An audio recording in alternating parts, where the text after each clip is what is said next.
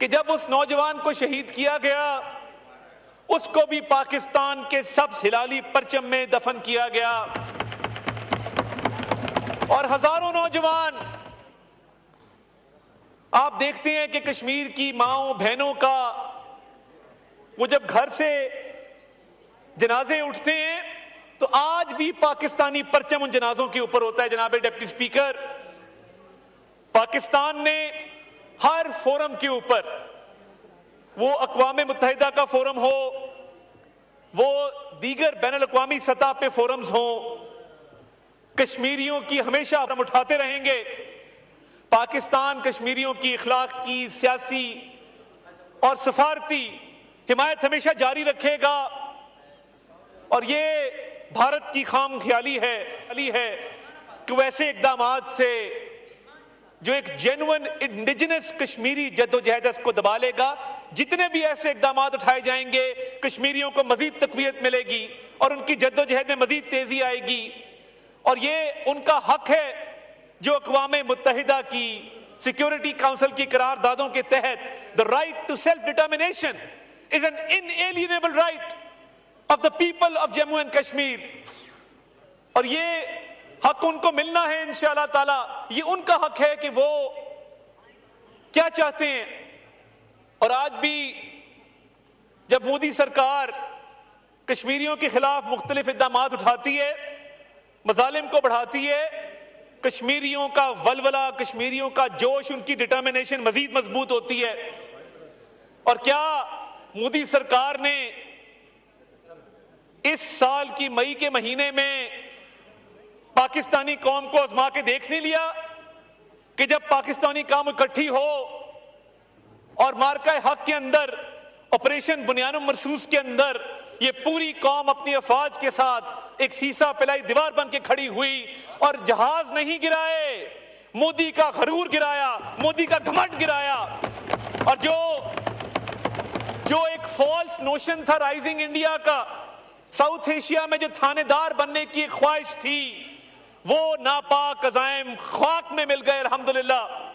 और मैं इस मौके पे वो कश्मीर कॉज हो, वो पाकिस्तान का दिफा हो, मैं समझता हूं कि वज़ीर आज़म शहबाज शरीफ साहब ने हर फोरम पे ये आवाज उठाई है।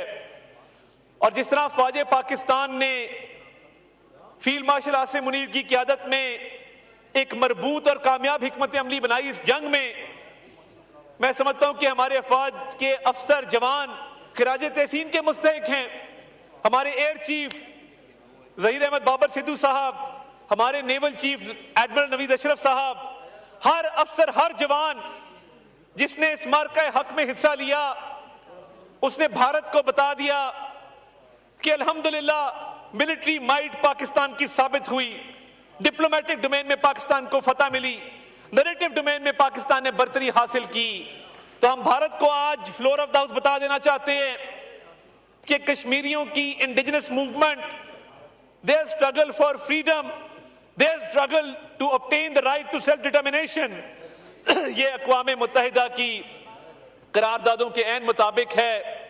और इंशाअल्लाह ताला कश्मीरियों को उनका हक मिल के रहेगा। और इंशाअल्लाह ये जो नारा लगाते हैं कि कश्मीर बनेगा पाकिस्तान, इंशाअल्लाह ताला ये हो के रहेगा।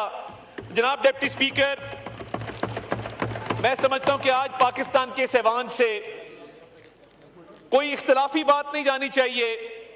और भी दिन होंगे 5 अगस्त के अलावा जब हम आपस में इख्तिलाफ कर लेंगे, मगर आज के दिन सिर्फ एक इशू है कि कश्मीरियों का इस्तेहसाल हुआ है और उसकी ये हाउस भरपूर मुजम्मत करता है। जनाब डिप्टी स्पीकर, बहुत शुक्रिया। शुक्रिया। मुस्तफ़ा कमाल साहब प्लीज। औज़ु बिल्लाहि मिनश शैतानिर रजीम, बिस्मिल्लाहिर रहमानिर रहीम। थैंक यू जनाब डिप्टी स्पीकर साहब।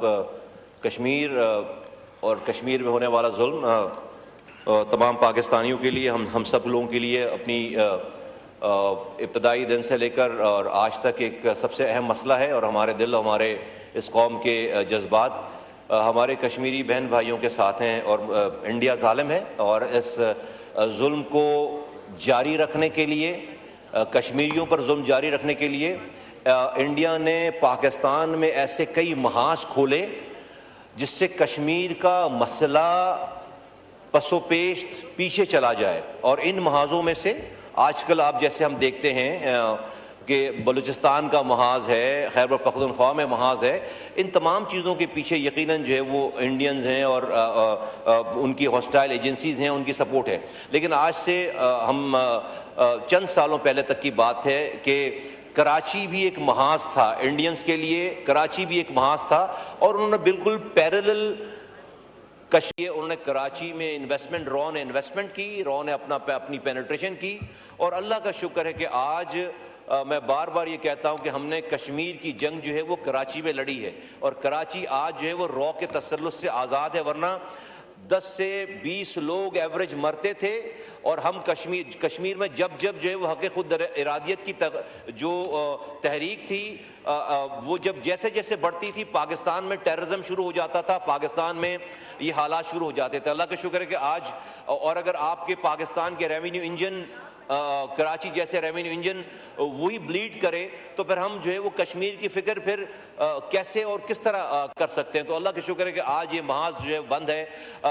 मैं हालिया जो जंग पाकिस्तान को फतह हासिल हुई है उस जंग पर तमाम कौम को मुबारकबाद, पाक फौज को मुबारकबाद, हमारी मुसल्लह फौज को, फील्ड मार्शल साहब को, उनकी टीम को और उसके साथ एयर फोर्स को, उनके चीफ को और जो हमारे नेवी के हमारे चीफ हैं, नेवी के तमाम हमारे जो जवान हैं उन सबको मुबारकबाद। और जिस तरह से सिविल इंतज़ामिया प्राइम मिनिस्टर साहब की गाइडेंस में, उनकी लीडरशिप में तमाम पोलिटिकल पार्टीज ने साथ मिलकर, तमाम सिविल और मिलिट्री क़यादत ने मिलकर जिस तरह और तमाम कौम ने जिस तरह इस जंग को लड़ा है एज अ कौम बनकर, उसकी जो है वो कोई मिसाल कोई नहीं मिलती। अल्लाह ताला हमें नजर बस से बचाए।